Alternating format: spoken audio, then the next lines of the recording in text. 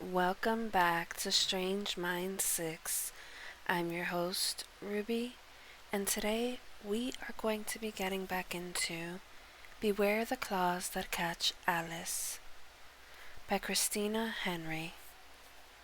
Where we last left off was chapter 18. But before we begin, please hit that like button, hit that subscribe button if you haven't already. It would mean a great deal to me if you do. And if you're liking this story, please let me know in the comments below. I definitely want to know if you guys are enjoying this series. But without further ado, my dear friends, let's get into it. So grab a snack, grab a drink, or sit back and relax. And let's get to it. Chapter 18. Dora's head rolled away across the floor. Fractures appeared in the walls and the ground trembled. The men in the hall outside cried out in alarm. "Is it like the caterpillar?" Alice asked. "Now that the rabbit is dead, his place will fall to pieces." Hatcher shook his head. He had no magic left, remember? "I think it's something else." "The Jabberwocky," Alice said. "Hatcher, we don't have the blade. It's gone forever." "But we don't need it," Hatcher said, and grabbed her hand, pulling her toward the door. "What do you mean?" she said. The trembling ceased, as if a giant creature had paused in its pursuit and was perhaps devouring its prey.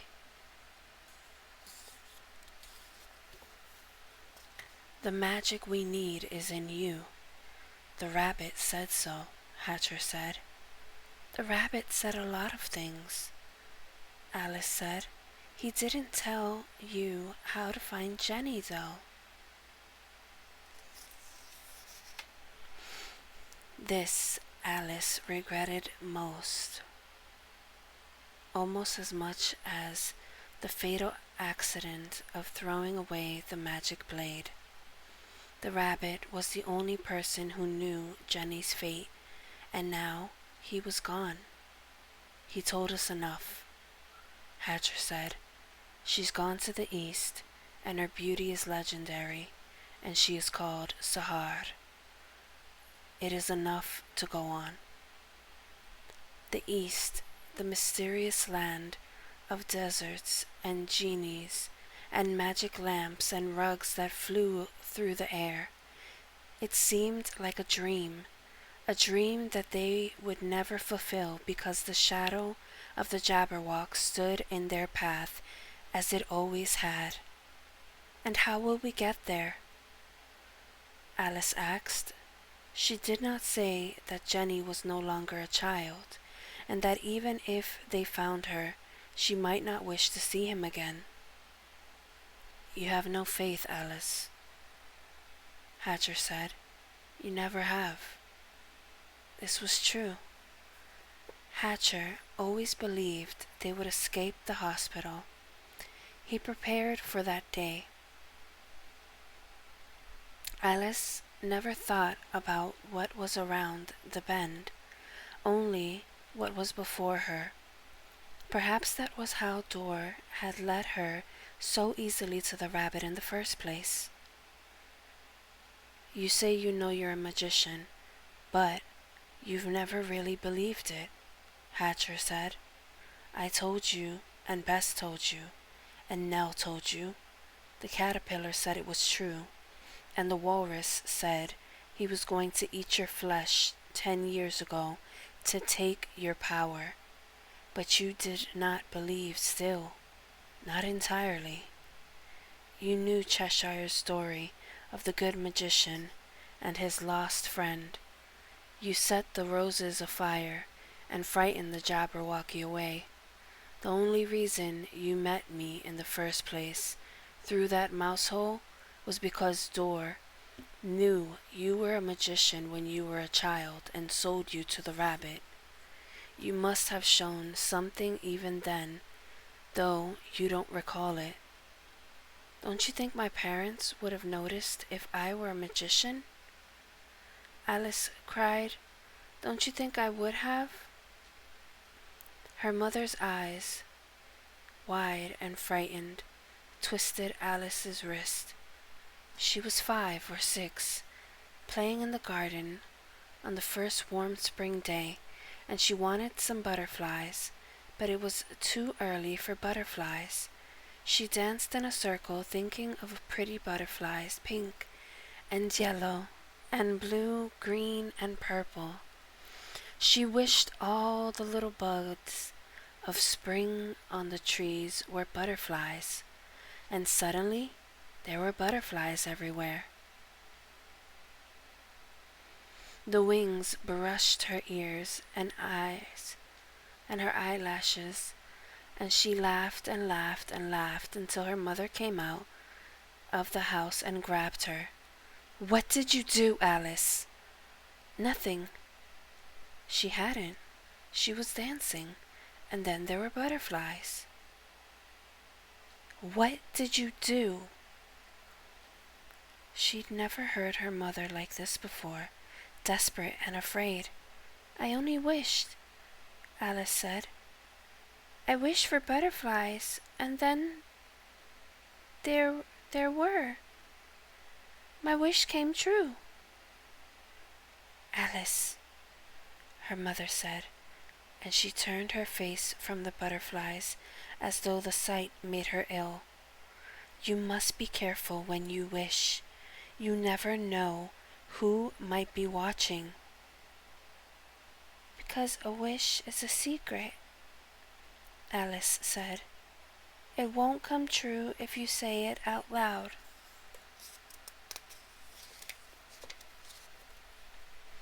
Yes, darling, her mother said, and pulled her tight in her arms. You must never say your wishes out loud, or even think them in the sunlight. Only at night, before you fall asleep, that's when you wish. Why didn't she tell me? Alice said. Why did she let me go on thinking I was normal? That I was just like everyone else? She wanted you to be, Hatcher said. She said she was the one. You said she was the one who told you the story when you were young. Your mother was likely a magician too, but she learned to hide it. It was hard to think of her beautiful, proper mother as a magician. It was hard to think that if her mother had magic, she had denied that magic in herself. She had tried to crush it in her child. The ground shook again, and an unearthly roar echoed through the hall. It was the sound Alice imagined a dragon would make, the sound of death on wings. How will we survive this? She said. Cheshire said only the blade could defeat the Jabberwock. Even though I have that magic inside me, I don't know what I would do with it. Wave my hands about, say a spell. I don't know what to do. I don't know the words. A wish has power. Alice didn't know whether she heard the word inside her head or whether it floated on the air. Hatcher's face twisted, so she suspected he might have heard it too. Cheshire, she asked. Wish. When I was a little girl, my mother told me, only make my wishes at night when no one could see them, Alice said. The night we escaped from the hospital, I dreamed of fire, Hatch. I think I set the Jabberwocky free. You set us free as well, Hatcher said. A red river running through the middle of the street, and bodies beyond counting lying still and silent. Is all the blood he spilled on my hands? Am I responsible? He would have escaped sooner or later, Hatcher said. I felt him rising. Alice, you cannot be responsible for what he is, or the choices he made when he was human. I can be responsible for my own. She said. Yes, Hatcher said. You can. You can do what you were made for. You can destroy the Jabberwocky, Alice. You won't be alone. Alice nodded and tried not to think panicking thoughts. Cheshire said to wish. What should she wish? She could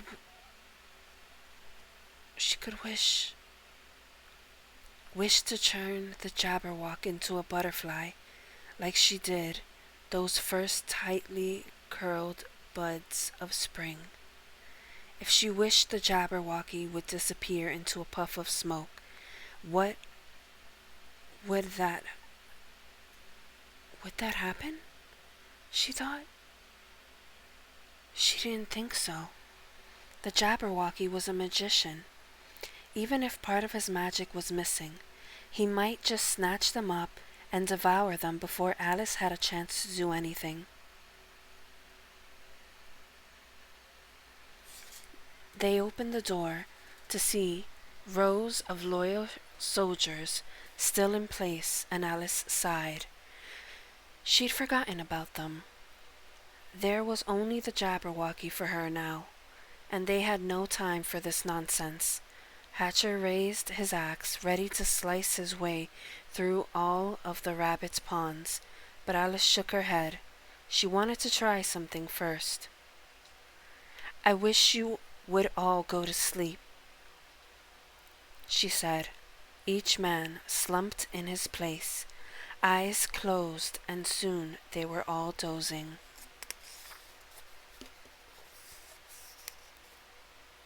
I think we should kill them anyways. They were loyal to the rabbit. When they wake up and find out what we've done, we didn't do it. Dor did. They won't know that. There will be a dead king and a dead queen, and we, the last ones who saw them alive. We won't be in the city anymore, Alice said, or we might be in the Jabberwocky's belly. It won't matter. Hatcher shuffled in place. I don't like leaving them unfinished. There will be plenty of blood for you outside, Alice said, recognizing his mood. The Jabberwock, remember?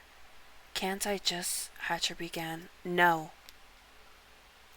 She paused at the exit, clearing her mind. He was outside. Can you feel him, Hatch? I can, she said, like a great bird that fills up the sky with its wings. No, he said. He's hidden from me now. She opened the door and climbed the steps.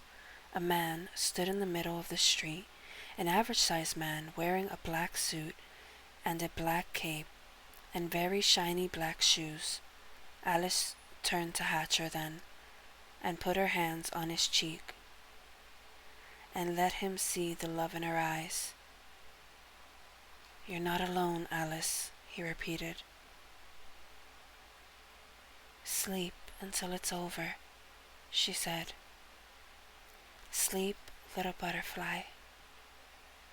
She caught him as he fell and lowered him gently to the ground, his axe clutched in his hands. Then she walked out to face the Jabberwocky. Her heart did not pound, her breath did not pant. She felt apart from her body, lighter than air, as if she were in a dream and only watching it all. His face was bright and curious. Something about it reminded Alice of Cheshire, and his eagerness to learn everything about them. His eyes were very black though, black like a night, without candles or stars. She stopped when she was arm length of him and cocked her head to one side. "You aren't what I expected," she said. "What did you expect?" he said. Alice gestured with her hands, holding them above her head. "Something bigger. More like a monster, then." "I can do that if you like," he said. She shook her head. "I don't prefer it. This is fine." "You touched the blade that cut me," he said. "I can smell it upon you. I felt it when you drove me out." "I didn't mean to do that," Alice said. "I only wanted you to leave Hatcher alone." "Hatcher? The one who dreams of blood?" the Jabberwocky asked. "Yes. I liked him very much. His dreams kept me alive, made me stronger. I couldn't risk keeping the connection open with you about. Once you're gone, he'll feed me for a good long while and protect me while I'm at rest. We are kin, Hatcher and I. In our hearts." "No," Alice said, and it was a no to all he had just spoken. "You think you will stop me?" the Jabberwock laughed softly. "You are not kin, you and Hatcher," Alice said. "He dreams of blood, yes, but not the blood of the innocent. He is more human than you or I will ever be. You're just like him, you know, your grandfather, of many greats past. You even look like him." He waved his hand around the shape of Alice's face. "Here in the bones it shows, and in the contempt you have for me in your eyes, those same cold blue eyes that he had." His voice never changed, but something underneath it became deep and dark, a warning growl of an animal. "What else could I have?" Alice asked. Her eyes were wide and innocent. "You are a terrible creature, a thing that should not be. And who—" Her eyes were wide and innocent. "You are a terrible creature, a thing that should not be. And who are you to decide what should and should not be?" the Jabberwocky said, and now Alice saw his shadow on the ground, stretching back over all the paths walked by her and Hatcher, covering the whole city in its blanket. "You are nothing but a child to the universe, a mote of dust drifting in an ocean of galaxies. Your magic is a small and puny thing compared to mine. I know the deepest secrets of the earth, and I know a power you could never understand." "That is true," Alice said. "I could never understand you." She would never comprehend the need to hurt those who never hurt her, the need to hate for the sake of hating. She never wanted to rule over others in fear. No, she would never understand the Jabberwocky, nor, it suddenly occurred to her, would he understand her. That was a power too, the power to be incomprehensible to great beings, beings that would expect her to behave just like them. "Wish." "Give me your hand," she said, and held out her own. The Jabberwocky narrowed his eyes in suspicion. "You will not be able to trick me thus, nor will you put me to sleep like your friend. I don't wish to trick you or put you to sleep," Alice said, and it sounded true because it was true. "You cannot force me out of existence. My magic is stronger than yours." "If you are so much more powerful than I, then you have nothing to fear," Alice said. She knew then that he was frightened of her, deep in the well of his soul, for he did not understand her. She faced him, with clear eyes and a clear heart, without trembling or crying. She was nothing like anyone he had met before. She waited. He placed his hand in hers. His hands were cold, colder than snow in January, and Alice thought she could feel all the evil in the world trapped just under the surface of his skin. "Now what will you do, little girl?" the Jabberwock said. She was dancing in her own mind.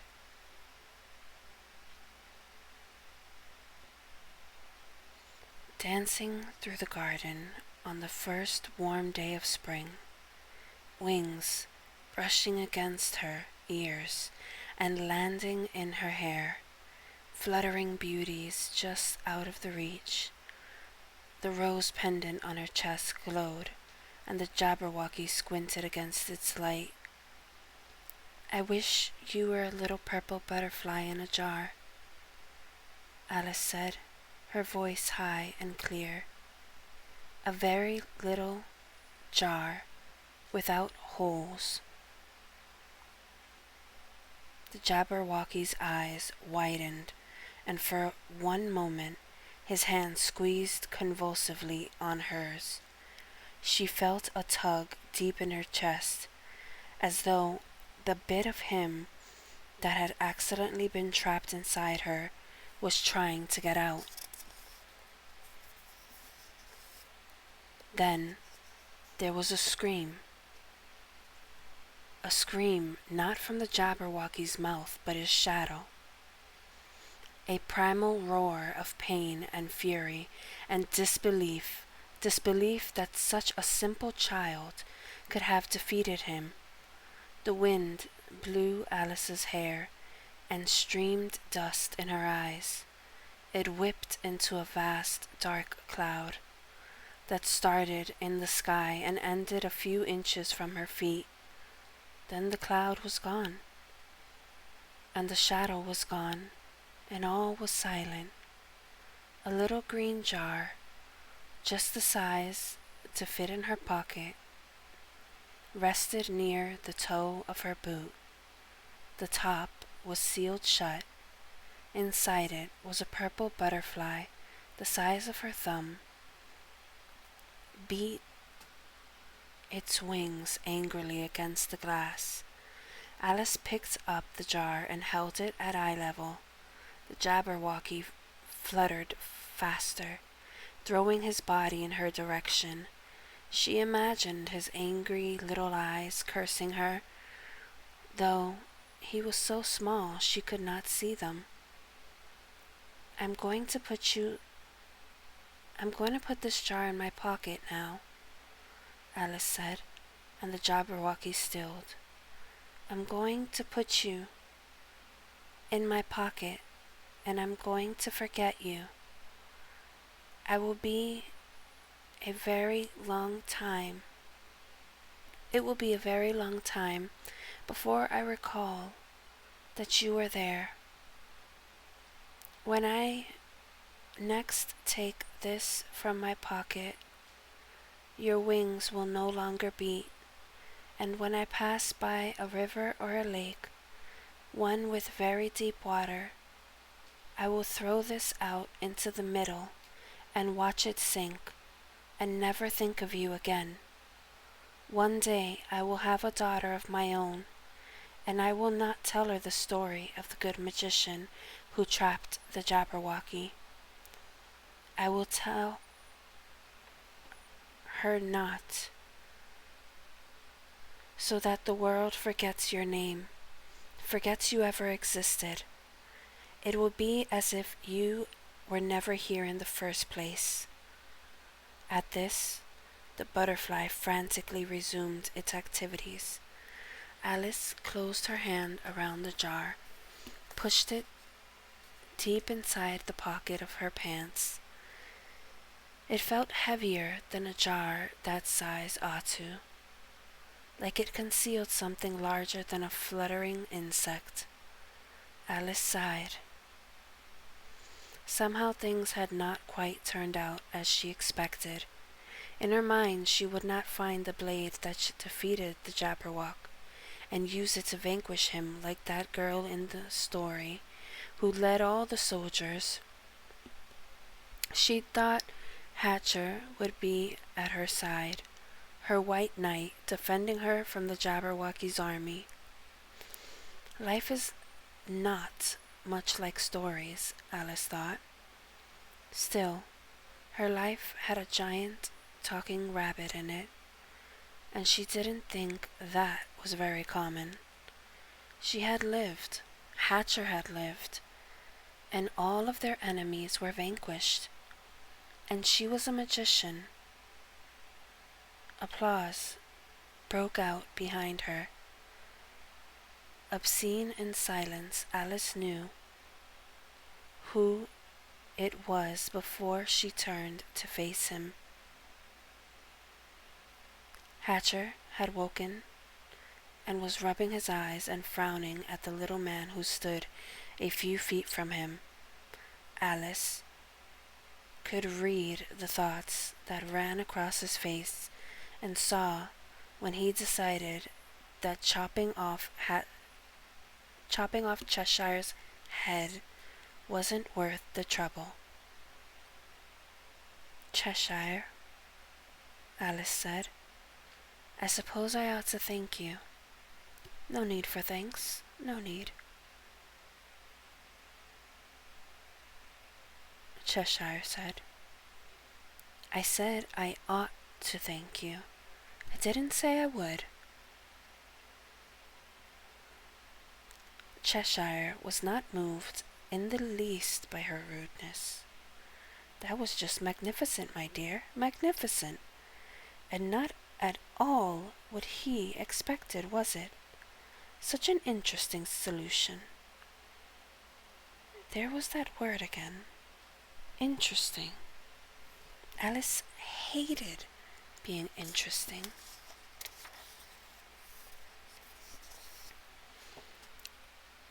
Just what was your stake in all of this? Hatcher asked. He joined Alice, giving her a sideways glance that told her she would pay later for putting him to sleep.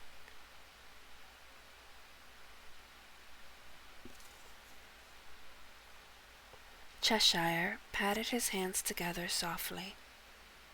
Now, it was as if he couldn't stop clapping, couldn't contain his excitement. "Why, you've given me the whole city on a platter," Cheshire said. "What wonderful, wonderful children you are." Hatcher stared.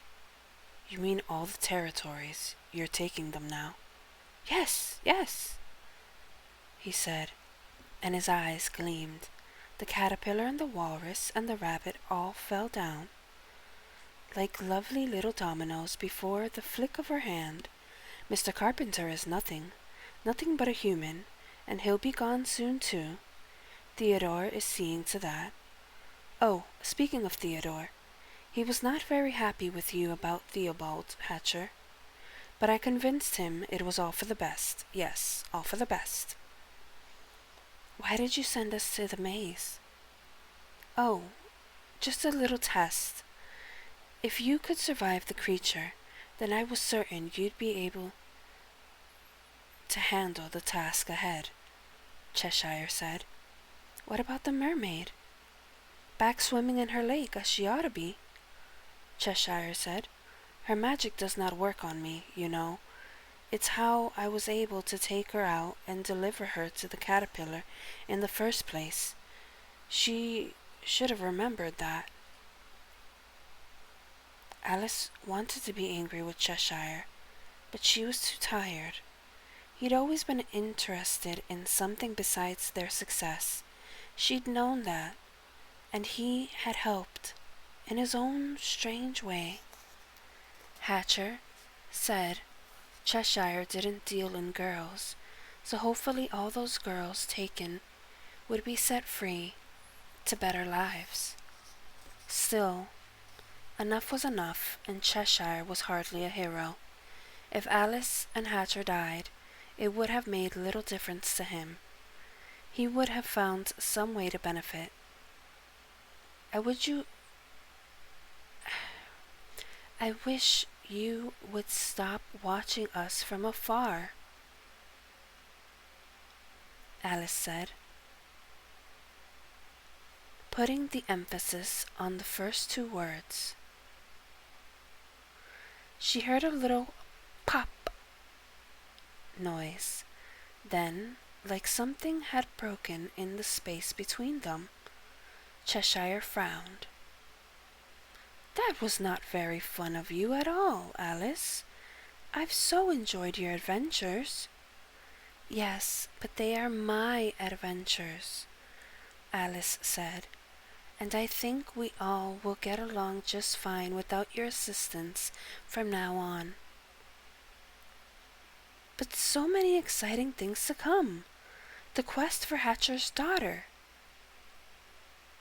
Cheshire said. He sounded a little whiny now, like a child who'd been denied sweets. You'll have plenty to do, Alice said. You won't have time to watch us. She deliberately turned her back then and started walking away. Hatcher joined her, tucking his axe away underneath the jacket.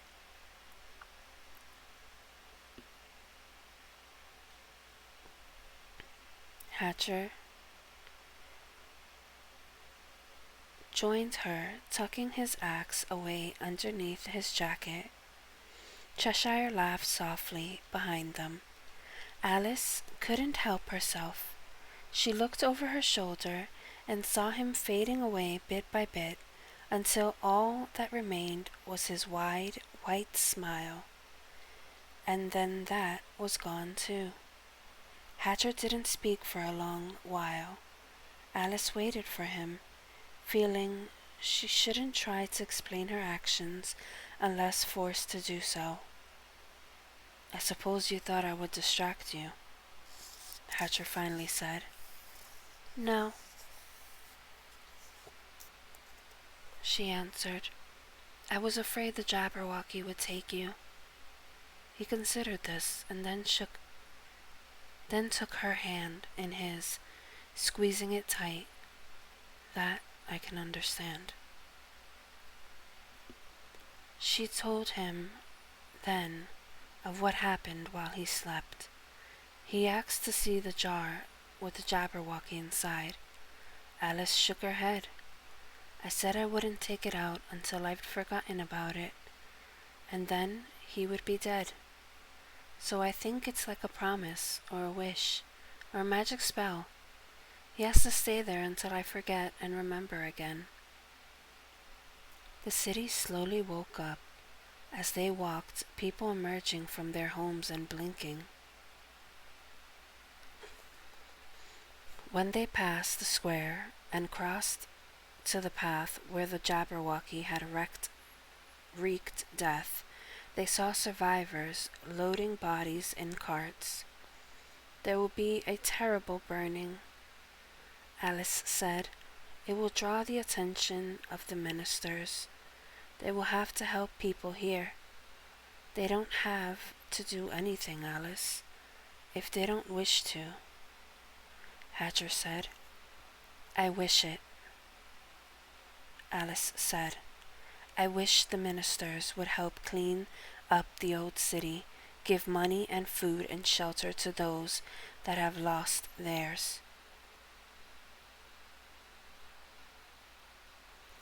You're getting quite dangerous with those wishes, Hatcher said. I'd best not cross you.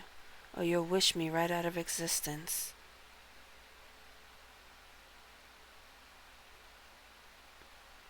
No, Alice said.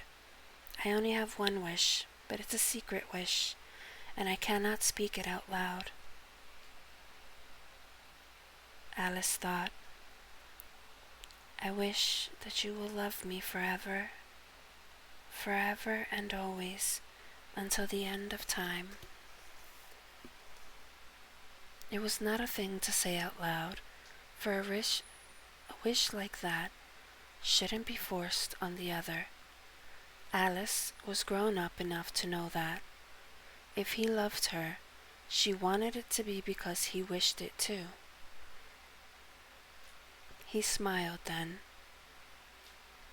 I have the same wish, and I'll keep it in my secret heart just like you.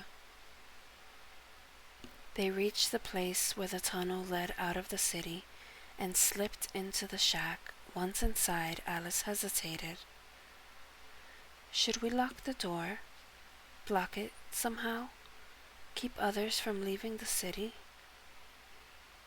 Hatcher considered.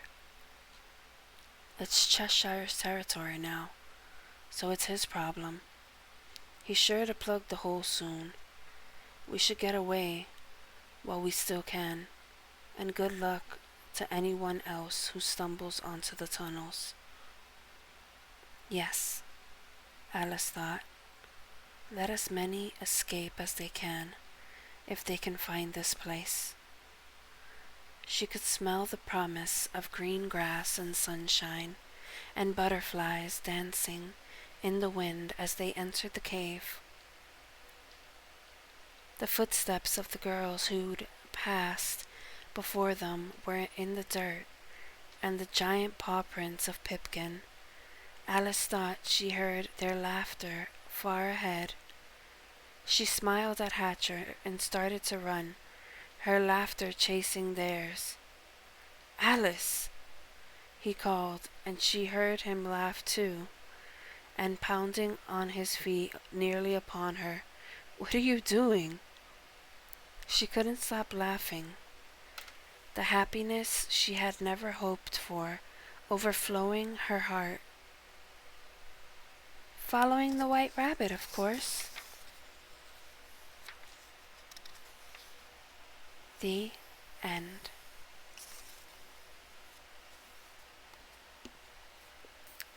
This has been Ruby, my dear friends, and I hope you enjoyed Beware the Claws That Catch Alice, a book written by Christina Henry.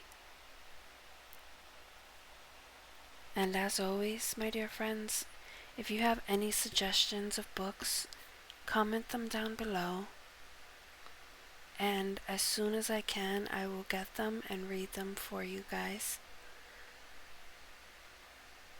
As always, my dear friends, may you have a blessed morning, noon, or night whenever this video reaches you.